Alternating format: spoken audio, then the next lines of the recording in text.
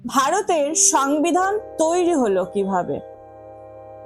আমাদের কি কখনো মনে এই প্রশ্নটা এসেছে যে এই যে আমরা প্রত্যেক বছরই প্রায় ভোট দিই, প্রত্যেক বছর ভোট হয়, সেটা সেটা রাজ্যের হোক বা কেন্দ্রের হোক, আমরা তো ভোট দিই, কিন্তু এই যে আমাদের সংবিধান, ভারতের সংবিধান, এটি তৈরি হলো কিভাবে?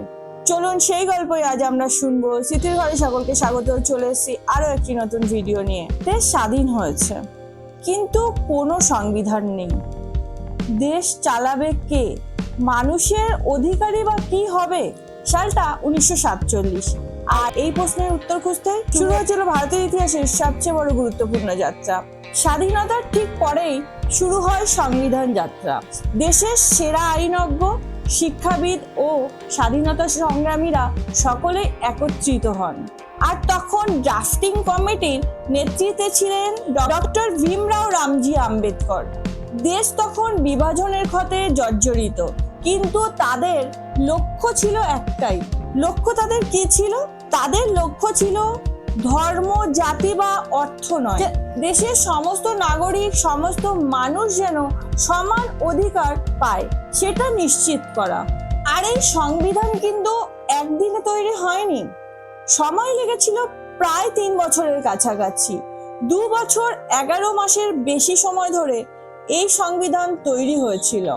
আর তার সাথে প্রতিটি অনুচ্ছেদ নিয়ে তৈরি হয়েছিল দীর্ঘ আলোচনা।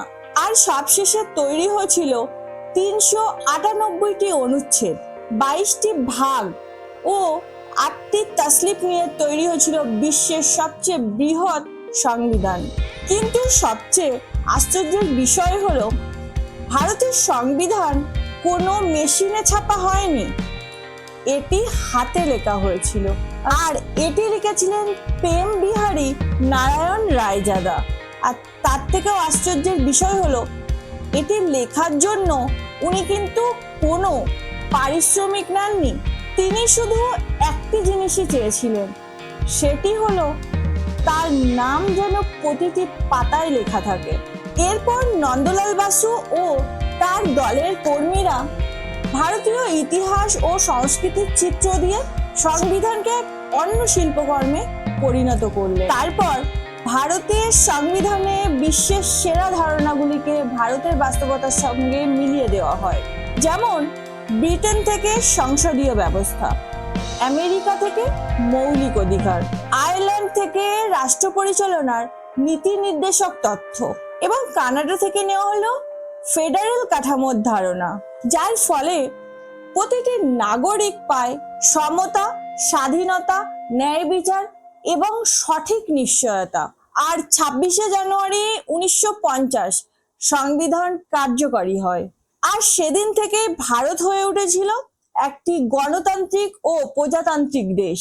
এখানে আমাদের একটি বিষয় কিন্তু ভুললে চলবে না, যে সংবিধান শুধুমাত্র একটি বই নয়, এটি আমাদের কোটি কোটি ভারতবাসীর স্বাধীনতা ও অধিকার, ভবিষ্যৎ অঙ্গীকার।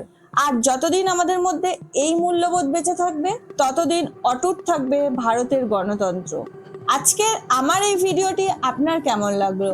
আমার এই ভিডিওটি যদি আপনার ভালো লাগে, অবশ্যই একটি লাইক করবেন, আর আপনার মতামত অবশ্যই আমাকে কমেন্ট করে জানাতে পারেন।